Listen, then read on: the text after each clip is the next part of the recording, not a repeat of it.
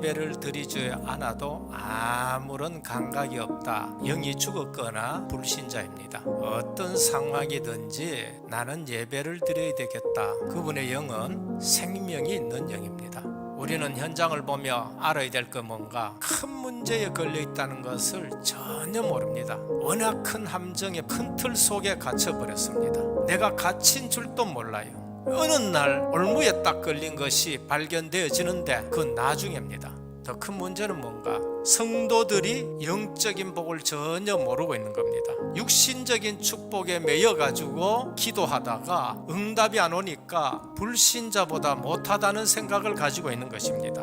주님이 중요하게 말씀하시는 거, 그 나라와 그 전도, 선교, 세계 복음화, 주님이 내 속에 계시면은 주님이 주인 되시고 내가 기도하면은 시공간을 초월하는 보좌의 축복이 있고 주의 천사와 천군이 동원되어지고 말씀과 뜻을 이루는데, 이 중요한 것은 놔두고 불신자 기준으로 신앙생활 하니까 날마다 예수 믿는데 갈등이 오는 거예요. 너희는 나를 누구로 하느냐? 주는 그리스도시요 살아계신 하나님의 아들이십니다. 바요나 시모나, 네가 복이 있도다. 주님이 말씀하신 복을 알아야 돼요. 그거 알면은 너는 반석이다. 내가 이 반석 위에 내 교회를 세우리라. 나를 통해서 교회가 든든히 성장한다. 어마어마한 축복입니다. 그래서 24시 교회를 생각해야 되는 거예요. 약한 자들을 도와주고 세워줘야 되는 거예요. 렘넌트 잘했느냐 못했느냐가 따질 그 시간이 아니고 어린 양을 지금 먹이는 것이 시급한 실정이라는 거예요. 음부의 권세가 이기지 못한다. 천국 열쇠를 내게 줬다. 모든 축복을 다 받은 거예요. 이 축복을 모르면은 딴소리 합니다.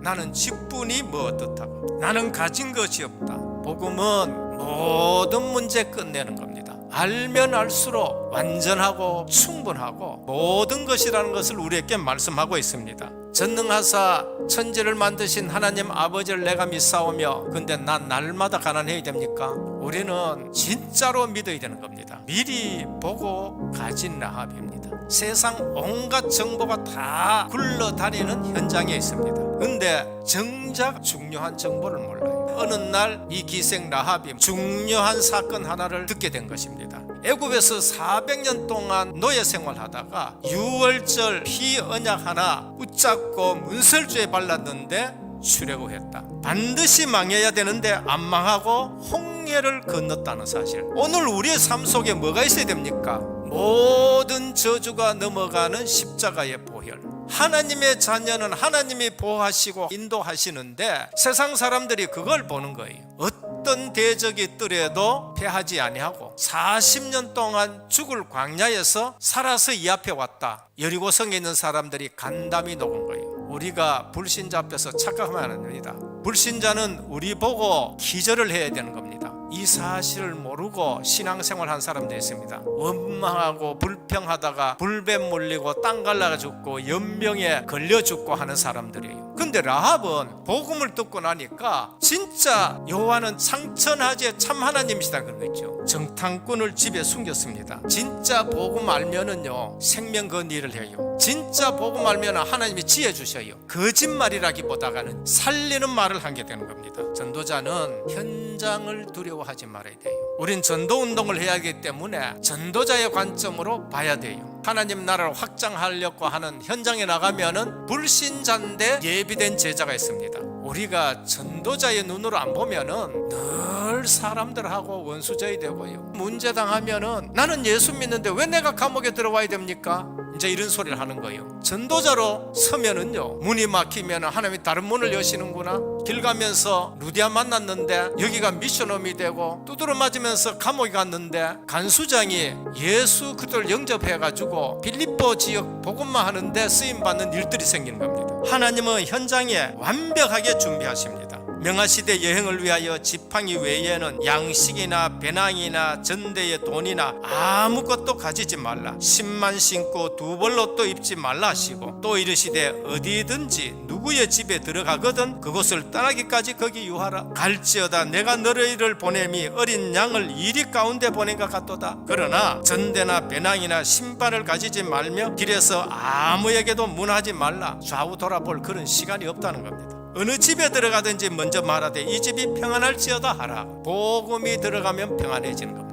올 한 해에도 전도자의 삶을 걸어가시기를 주님으로 축원드립니다. 라합의 믿음의 결단입니다. 우리가 작은 사람이지만은요, 복음의 생을 걸었다.